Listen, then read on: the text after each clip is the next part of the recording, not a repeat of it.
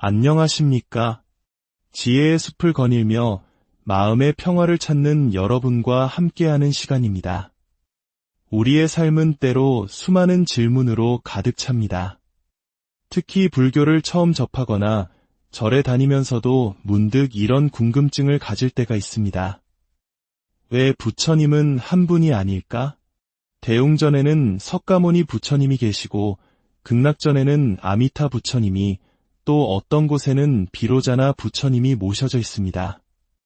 이 많은 부처님들은 각각 어떤 분들이시며 우리에게 어떤 의미를 가질까요?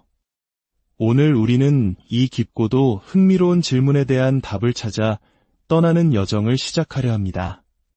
부처님의 여러 이름 속에 담긴 심오한 상징과 가르침을 하나씩 풀어보며 불교가 세상을 바라보는 광대한 지혜를 함께 느껴보겠습니다. 본격적인 이야기에 앞서 이 지혜의 말씀이 더 널리 퍼져나갈 수 있도록 힘을 보태주시면 감사하겠습니다. 여러분의 구독과 좋아요는 어두운 곳을 밝히는 등불처럼 진리의 말씀을 더 많은 이웃에게 전하는 소중한 공덕이 될 것입니다. 이 영상을 함께 나누는 모든 분들의 마음에 평화와 행복이 깃들기를 기원합니다. 자, 그럼 먼저 부처님을 이해하는 가장 근본적인 틀, 삼신불 이야기부터 시작하겠습니다. 지난 시간에 우리는 법신불, 보신불, 화신불이라는 세 가지 몸, 즉 삼신불에 대해 배웠습니다. 혹시 기억나시나요? 잠시 떠올려 보겠습니다. 영원히 변치 않는 진리 그 자체를 몸으로 삼으신 분, 바로 법신불입니다. 그리고 헤아릴 수 없는 시간 동안 보살로서 수많은 서원과 수행을 쌓아 그 공덕으로 찬란한 부처의 세계를 이루신 분, 그분이 바로 보신불입니다. 마지막으로 고통받는 중생을 구원하기 위해 우리와 같은 모습으로 혹은 다양한 형상으로 이 세상에 나타나시는 분, 그 분을 화신불이라 부릅니다. 대표적으로 법신불은 진리의 빛으로 온 세상을 비추는 비로자나불, 보신불은 오랜 수행의 결과로 나타나신 노사나불, 그리고 화신불은 바로 역사 속에서 우리에게 가르침을 주신 석가모니불입니다. 이것이 세 분의 다른 부처님이라는 뜻은 아닙니다. 우리가 존경하는 석가모니 부처님 한 분을 통해서도 이 세 가지 모습을 모두 이해할 수 있습니다. 부처님의 변치 않는 가르침과 진리는 법신이며 그분께서 과거 전생부터 쌓아오신 위대한 수행과 공덕의 결과는 보신입니다. 그리고 마침내 우리 곁에 인간의 모습으로 오셔서 법을 설파하신 그 모습이 바로 화신인 것입니다. 이처럼 부처님은 하나의 모습에 갇히지 않는 시간과 공간을 초월하는 존재라는 생각이 점차 깊어졌습니다. 사람들은 생각하기 시작했습니다. 부처님께서 진리의 몸, 공덕의 몸, 그리고 변화하는 몸을 모두 가지고 계시다면 이 세상 어디에나 존재하지 않을까? 그렇습니다. 부처님은 아니 계신 곳이 없다는 믿음. 이 믿음은 동서남북과 중앙, 즉 오방의 개념으로 확장됩니다. 온 세상, 모든 방향에 부처님께서 주재하며 그 세계를 이끌고 계시다는 장대한 세계관이 펼쳐진 것입니다. 동방에는 아촉불, 서방 정토에는 아미타불, 남방에는 보생불, 북방에는 불공성취불, 그리고 이 모든 세계의 중심, 핵심에는 진리의 부처님인 비로자나불이 계십니다. 이렇게 온 우주는 부처님의 자비와 지혜로 가득 차 있다는 것이죠. 여기서 생각은 또 한 번 나아갑니다. 공간뿐만 아니라 시간의 흐름 속에서도 부처님은 항상 우리 곁에 계셨다는 믿음입니다. 까마득한 과거에도 부처님이 계셨고 지금 이 순간에도 우리와 함께 하시며 다가올 미래에도 새로운 부처님이 오실 것이라는 희망. 이것이 바로 삼세불 사상입니다. 과거, 현재, 미래. 이 영원한 시간의 강물 속에서 우리를 이끌어주시는 부처님은 과연 어떤 분들일까요? 가장 먼저 현재의 부처님은 누구실까요? 네, 바로 우리 역사 속에 실존하시며 이대한 가르침을 남기신 석가모니 부처님이십니다. 그렇다면 과거의 부처님은 누구를 상징할까요? 바로 연등 부처님입니다. 사실 과거에는 비바시불, 시기불 등 7분의 부처님, 즉 과거 7부를 이야기하지만 연등 부처님을 대표로 꼽는 특별한 이유가 있습니다. 그것은 바로 석가모니 부처님께 너는 훗날 반드시 부처가 될 것이다 라는 예언, 즉 수기를 내리신 분이기 때문입니다. 연등 부처님과 석가모니 부처님의 전생에 얽힌 이야기는 매우 감동적입니다. 먼 과거 수메다라는 청년이 있었습니다. 그는 바로 석가모니 부처님의 전생이었죠. 수메다는 연등 부처님께서 마을에 오신다는 소식을 듣고 꽃을 공양 올리고 싶었지만 왕이 나라의 모든 꽃을 사들여 아무도 꽃을 거래할 수 없게 만들었습니다. 애타게 꽃을 찾던 수메다는 물병 속에 7송이의 푸른 연꽃을 숨겨가는 고피라는 여인을 만납니다. 수메다는 간절히 꽃을 팔아달라고 청하지만 여인은 국법이라 안 된다고 거절합니다. 수메다가 부처님께 공양을 올려 그 공덕으로 위없는 깨달음을 얻기 위함입니다. 라고 말하자 그의 큰 뜻에 감동한 여인은 한 가지 조건을 내겁니다. 만약 당신의 서원이 이토록 크다면 다음 생에 저를 아내로 맞아 주십시오. 그러면 5송이를 드리겠습니다. 수메다는 지혜의 눈으로 그녀가 과거 생부터 자신의 아내였음을 알고 약속합니다. 그러자 여인은 자신의 공덕을 위해 2송이를 더 보태며 부처님께 함께 공양 올려주기를 부탁합니다. 7송이 꽃을 들고 부처님께 나아간 수메다는 연등 부처님께서 진흙탕을 밟지 않도록 자신의 긴 머리카락을 풀어 땅에 깔았습니다. 이 지극한 정성과 위대한 서원을 보신 연등 부처님께서는 미소를 지으시며 예언하셨습니다. 너는 아주 오랜 시간이 흐른 뒤 석가모니라는 이름의 부처가 되어 수많은 중생을 구제할 것이다.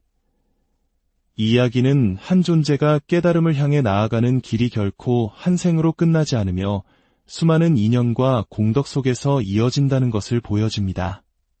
그리고 마침내 미래의 부처님, 석가모 부처님께서 열반에 드신 후 56억 7천만 년이라는 아득한 시간이 흐른 뒤 이 혼란한 세상에 오셔서 모든 중생을 구원하실 부처님, 바로 미륵 부처님이십니다.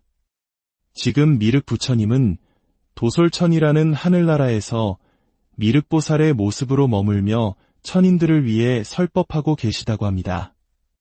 우리는 그 모습을 아주 잘 알고 있습니다. 바로 국보로 지정된 금동미륵보 살반가사 유상입니다.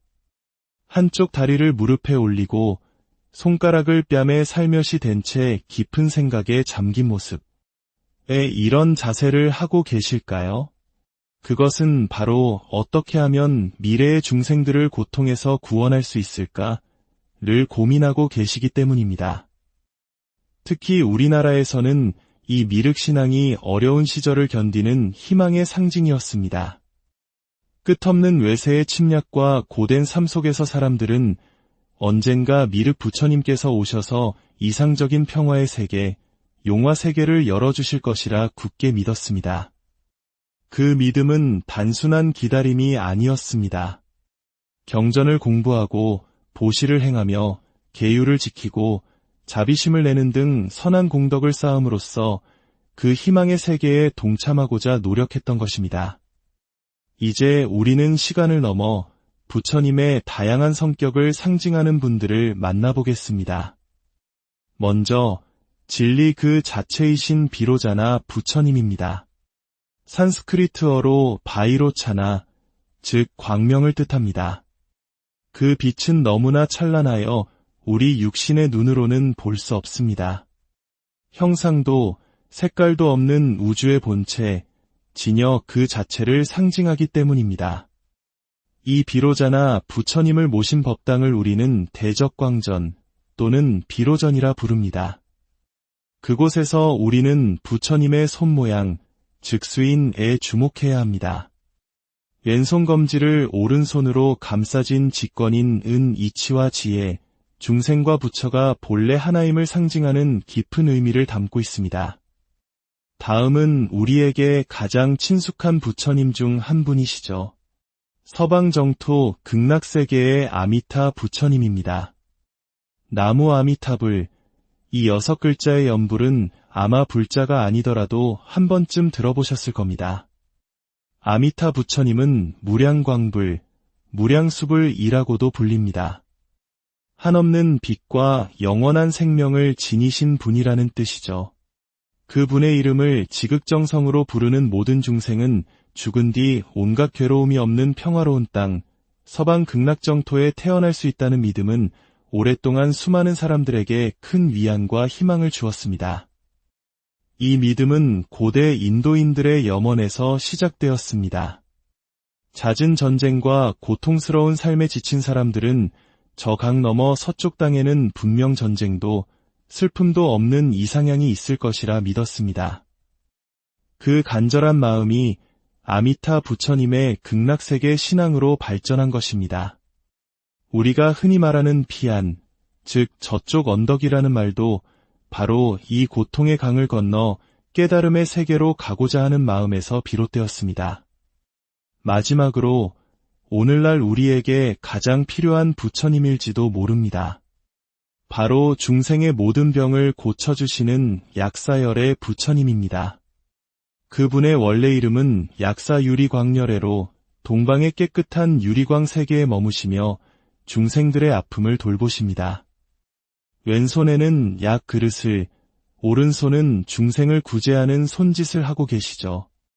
약사열의 부처님은 단순히 육체의 병만을 고쳐주시는 분이 아닙니다.